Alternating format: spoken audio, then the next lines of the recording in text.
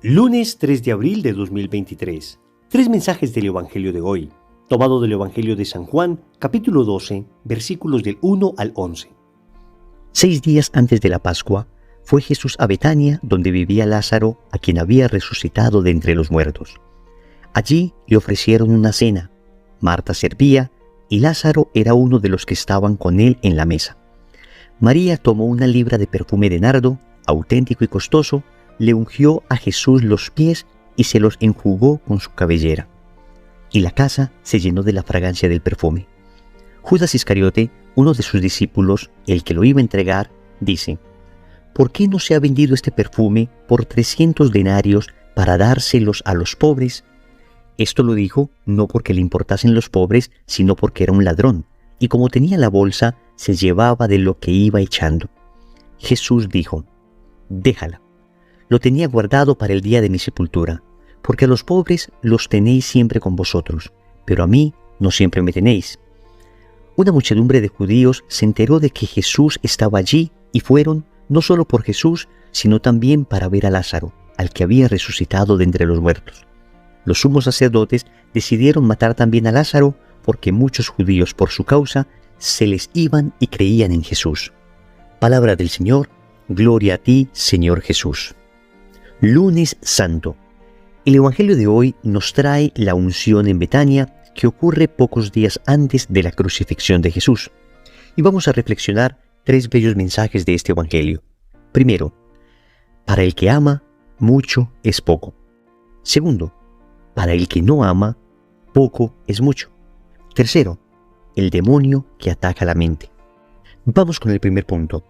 Para el que ama, mucho es poco. Tenemos en el Evangelio de hoy dos figuras contrastantes. Por un lado tenemos a María, la hermana de Lázaro y de Marta, entregando completamente todo lo que tenía, haciendo un acto de absoluta generosidad para un Dios que la ha amado tanto y la ha perdonado tanto. María, al derramar ese perfume carísimo, ese perfume de nardo, estaba entregándolo todo, y sin embargo todavía le parecía muy poco. Para ella, mucho era poco. Y así sucede con los que aman. Los que aman siempre sienten que están en deuda con el amor, están en deuda con el ser amado. Y por eso, mientras más entregan, más sienten que les falta entregar.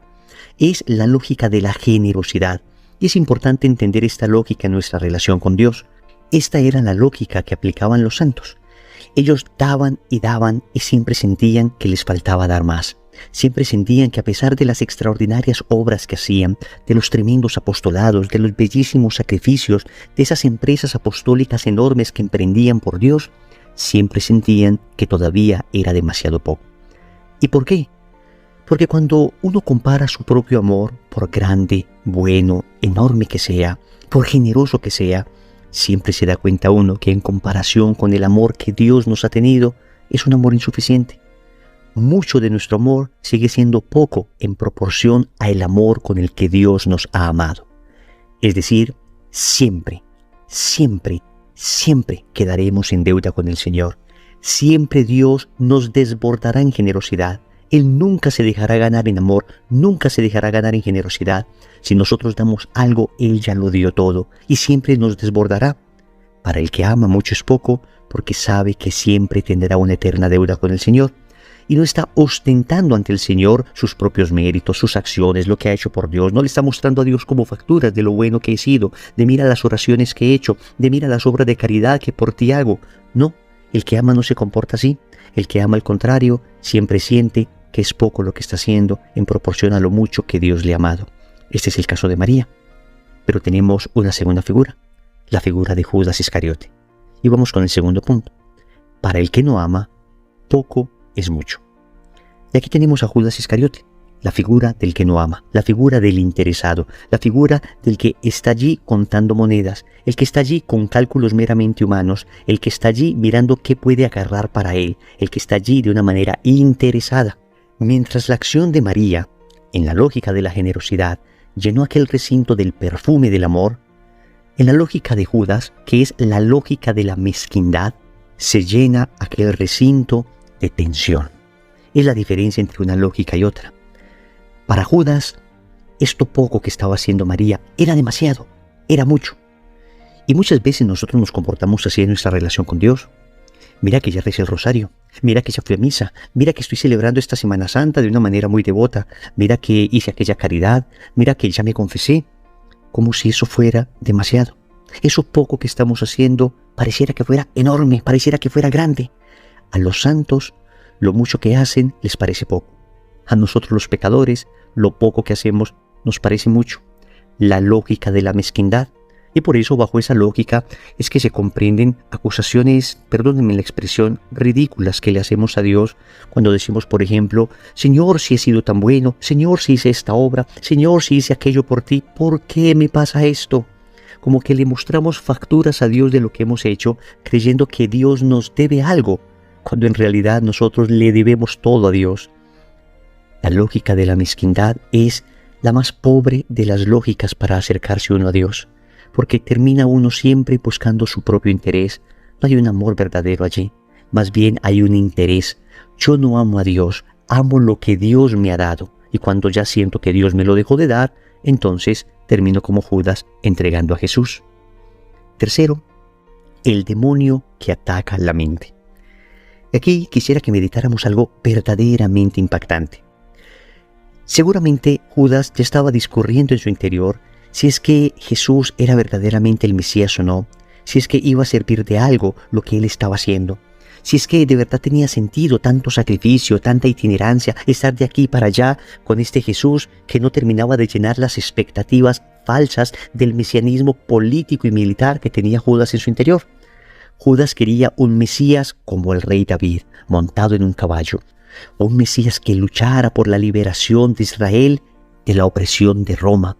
Y sin embargo, este Mesías, el verdadero Mesías, se había montado no en un gran caballo, sino en un burrito. Estaba hablando del perdón a los enemigos, estaba hablando de dar la vida. Pues en medio de este debate interior, el demonio se aprovecha de un acontecimiento para atacar la mente de Judas. La acción era en sí misma buena, no tenía nada de reprochable, y sin embargo el demonio se aprovechó de ella para confundir a Judas. Y cuidado que tal vez una de las tentaciones más graves que podemos recibir de parte del enemigo tiene que ver con aquellas que atacan directamente en nuestros pensamientos. Es cierto que el enemigo nos tienta muchas veces en nuestra voluntad, nos tienta en nuestros sentimientos, de alguna manera nos propone cosas apetecibles, nos propone cosas a las que podemos estar ciertamente inclinados, pero todavía es más grave cuando el demonio ataca la mente, cuando ataca las ideas, cuando distorsiona la realidad. Fue precisamente lo que hizo el demonio con Eva. Empezó a tratar de enredarla, a decirle que Dios les estaba prohibiendo cosas, que Dios temía que ellos se volvieran como Él. Pues de alguna manera el demonio actúa de esa forma también con nosotros. Nos trata de enredar la mente, nos trata de confundir, y para ello se basa en hechos aparentemente lógicos, en hechos aparentemente reales, cuya torcida interpretación termina afectando nuestro corazón. En este caso, pensemos que Judas estaba en esa discusión interna, en esa división interior entre un Mesías como se lo soñaba y el verdadero Mesías que estaba viendo allí. Pues cuando ve que Jesús deja que esta mujer derrame un perfume carísimo, 300 denarios, era casi el pago de un año completo a un trabajador. Y Jesús deja que esto suceda, y deja que esto suceda porque el Señor entiende que lo que está haciendo esta mujer es un acto de profundo amor. Entonces Judas, desde, repito, entre comillas, su lógica, encuentra la razón perfecta para finalmente decidir en su corazón: no sigo más a este Mesías, este no puede ser el Mesías. ¿Cómo es posible que permita que se malgaste tanto dinero en un acto tan sin sentido para él?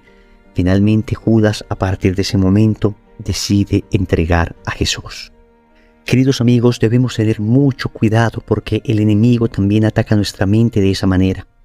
¿Cómo saber si una decisión que estamos tomando en realidad puede estar ocasionada por una tentación del enemigo que está atacando nuestra mente, nuestro entendimiento? Hay unos criterios. Pensemos, por ejemplo, si la decisión que vamos a tomar está inspirada en la caridad. Pensemos si la decisión que vamos a tomar apunta hacia la dirección de la voluntad de Dios. Si no es así, entonces no tomemos ninguna decisión todavía por lógica que nos parezca. Pienso en aquellos jóvenes que me dicen: yo hago esto porque todo el mundo lo hace y no puede ser malo porque lo hago por amor. Pienso en aquellos esposos que me dicen: yo no puedo seguir con esta mujer que no ha sabido valorar el esfuerzo. Pienso en aquellas esposas que me dicen, yo no puedo seguir con este hombre que no es lo tierno que yo quisiera. Pienso en aquellas personas que me dicen, yo no puedo seguir en esta comunidad porque no me han saludado con el afecto que quisiera, no me han tratado con la deferencia que esperaba. Atentos, no digo que debamos soportar injusticias. Lo que digo es que siempre hay que discernir adecuadamente cuáles son los móviles, cuáles son los motivos, cuáles son los motores que finalmente impulsan nuestras decisiones, porque en muchas ocasiones el enemigo puede estar trabajando detrás de cosas que parecen muy lógicas. Más bien, hay que ser prudente, esperar un poco, dejar que la marea de los sentimientos y de las agitaciones interiores baje un poco para poder tomar una decisión discernida, una decisión orada, una decisión consultada con Dios. Oremos. Amado Dios, hoy quiero suplicarte me concedas en mi corazón la lógica de la generosidad y apartes de mí la lógica de la mezquindad. Bajo la lógica de la generosidad y del agradecimiento, te daré todo y siempre me parecerá poco. Entregaré más y más y siempre me daré cuenta que tú antes me entregaste todo. Pero bajo esa terrible lógica de la mezquindad, siempre estaré dándote y pensando que aún con lo poco que te doy, ya te doy lo suficiente o incluso más de lo suficiente. Te suplico, Señor, que me concedas un corazón como el de esta pobre mujer, como el de esta mujer arrepentida, como el de esta mujer que lo entregó todo por amarte, y que apartes de mí todo sentimiento de mezquindad, todo sentimiento que me asemeje a Judas, todo sentimiento que me haga pensar que lo poco que te doy es mucho. Finalmente te suplico, Señor, que cubras mis pensamientos para que el demonio no me pueda confundir, para que allí, cuando encuentre cosas confusas, cuando encuentre cuestiones de las que el enemigo se podría agarrar para confundirme, te suplico que tu Espíritu me aclare todo, me muestre la verdad y me mantenga siempre fiel a ti. Señor, dame lo que me pides y pídeme lo que quieras. Amén. Recordemos entonces. Primero, para el que ama, mucho es poco. Segundo, para el que no ama, poco es mucho. Tercero, el demonio que ataca la mente. Compromiso. En el contexto de esta Semana Santa, busquemos el sacramento de la reconciliación si es que todavía no nos hemos confesado. En el nombre del Padre, y del Hijo, y del Espíritu Santo. Amén.